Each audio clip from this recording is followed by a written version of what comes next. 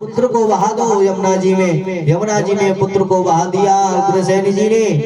यमुना जी के माध्यम से बटेश्वर पहुंचे कंस। बटेश्वर के राजा है महाराज सूरसेन।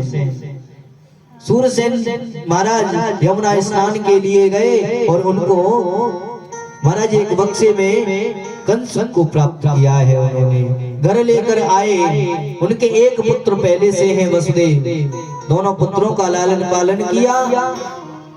लालन पालन करने के बाद में जब बड़े हुए कंस, तो कंस को नारद जी के द्वारा पता चला कि वो सूरसेन जी का पुत्र नहीं है, मथुरा के राजा उग्रसेन का पुत्र है। उग्रसेन का पुत्र है वो। कंस ने राक्षसों के सहयोग से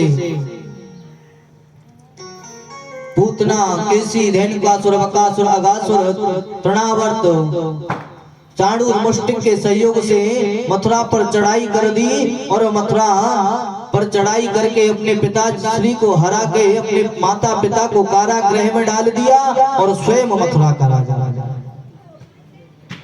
कंस की एक चचेरी बहन है देवकी। देवकी का विवाह उसने वसुदेव जी के साथ में बड़ी धूमधाम के साथ में किया, बड़ी प्रसन्नता के साथ में।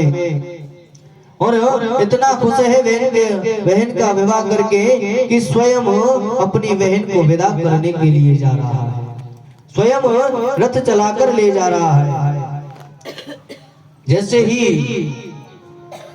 आधे रास्ते में पहुंचा कंस बहन को लेकर, तो एक आकाशवाणी हुई और आकाशवाणी ने कहा, अरे कंस, जिस बहन को तू खुशी के साथ में विदा कर रहा है, इसी देवकी का अष्टम गर्भ तेरा काल होगा। जब कंस ने ये सुना तो देवकी के बाल पकड़ के, केस पकड़ के रथ के नीचे खींच लिया और कहने लगा, ना रहेगा बांस न बजेगी बांसुरी। जब बांस ही नहीं रहेगा तो बांसुरी कहां से बजेगी? जब देवकी ही नहीं रहेगी तो इसके पुत्र कहां से होगा? देवकी को मारने के लिए दौड़ा है कंस। वसुदेव जी ने देवकी की प्राण रक्षा की है। देवकी और वसुदेव को कारागृह में डाल दिया। कंस ने कारागृह में डाला और देवकी के प्रथम पुत्र हुआ है। देवकी ने प्रथम पुत्र को जन्म दिया है जिसका नाम है कीर्तिमान। वसुदेव जी उस पुत्र को लेकर कंस के पास में पहुंचे। कंस ने कहा, ये प्रथम है, पहला है, इसे मैं नहीं मानूंगा। नारद जी ने आकर एक अष्टकमल दिखाया है कंस को।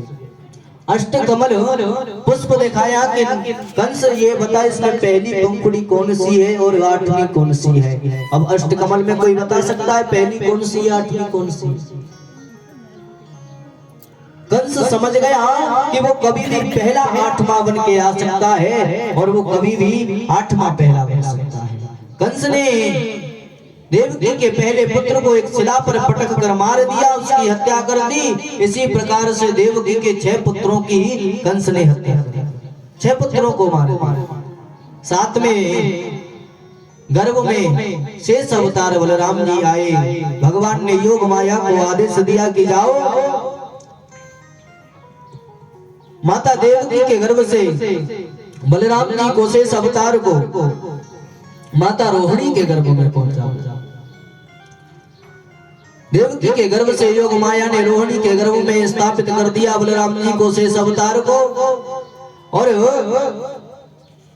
मथुरा में हल्ला हो गया कि देवकी का सप्तम गर्भ नष्ट हो गया है। 8वीं संतान के रूप में स्वयं नारायण भगवान प्रकट हुए हैं जेल में और देवकी वसुदेव को दर्शन दिए हैं। देवकी ने कहा कि आप पुत्र बन जाओ। प्रभु ने कहा, अगर मैं पुत्र बन जाऊंगा तो आपको मेरी रक्षा करनी पड़ेगी। वसुदेव जी ने कहा, हमारे तो हथकड़ी बेड़ियां लगी हुई है, हम आपकी रक्षा कैसे कर सकते हैं? बोले, अगर मानव मनुष्य जीव कर्म करता है तो उसके जितने भी बंधन होते हैं, हथकड़ी बेड़ी जो भी बंधन है वो खुल जाते हैं। भगवान बाल स्वरूप में हुए गोद में लेने का प्रयास किया। देवकी वसुदेव ने उनकी हथकड़ी और वेड़ी खुल गई। भादों के महीने में रात्रि के ठीक 12 बजे अष्टमी तिथि कृष्ण पक्ष में मेरे प्रभु अवतार लेकर आए जेल में। सभी पहरेदार सो गए, जेल के ताले खुल गए अपने आप, और वसुदेव जी छबरे में रखकर कन्हैया को, लाला को गोकुल में ले जा रहे हैं। और बीच में यमुना पड़ी है। यमुना ने भगवान के चरणों को स्पर्श किया है। और गोकुल में मैया नंद नंदन भगवान का उत्सव गोकुल में हो रहा है। बोलिए नंद के लाला की, यशोदा नंदन भगवान की। स्वागतम कृष्णा, स्वागतम कृष्णा, स्वागतम कृष्णा।